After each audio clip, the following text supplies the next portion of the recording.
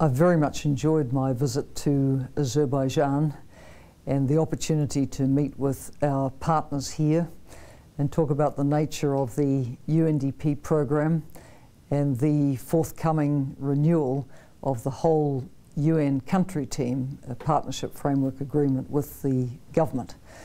I was particularly pleased to be part of the 4th Baku International Humanitarian Forum and to participate in the opening ceremony.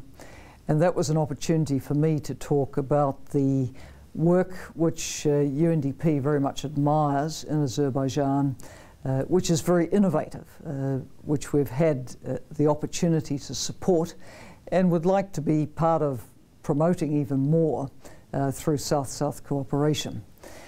I've met some key ministers with whom we have very, very good relationships, and the work that's been done to overhaul old-fashioned systems of administration here through applying information and communications technology is very impressive. I've also had the opportunity to see the ASEAN one-stop shops for public services and to see how much more convenient it is for the citizens of this country to be able to go to one place and get the services from a significant number of ministries, whether it's the birth certificate or the driver's license or the passport, and also to have quite a number of private sector services, including banking there as well. And it's not only more convenient for the citizens, but it eliminates any possibility of corruption and backhanders if people are able to have an efficient, modern public administration of this kind. I was impressed with the level of disaster risk reduction measures which the government of Azerbaijan's been putting in place.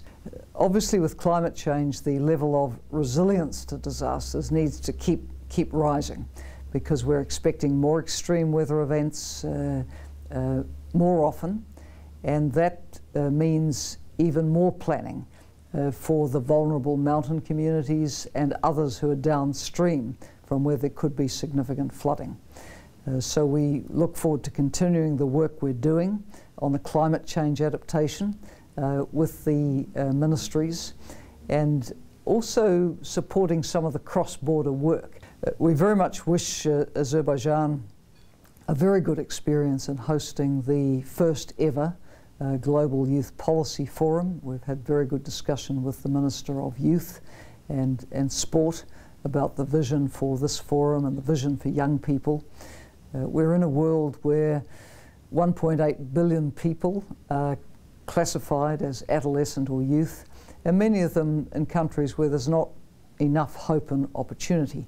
We met also with the Minister of Labour and Social Protection, and I was very excited by the Norwegian support together with UNDP and the Ministry of Labour and Social Protection for targeted employment advice to young graduates who haven't yet been able to get a job. We were able to meet with young graduates and to talk to them about how the centre had helped them to find work, and this program is having a very good success rate of around 80% of putting people into work. The meeting with the President of Azerbaijan has been a highlight of my visit, and I was very intrigued at the big possibilities for the Trans-Eurasia superhighway for connectivity.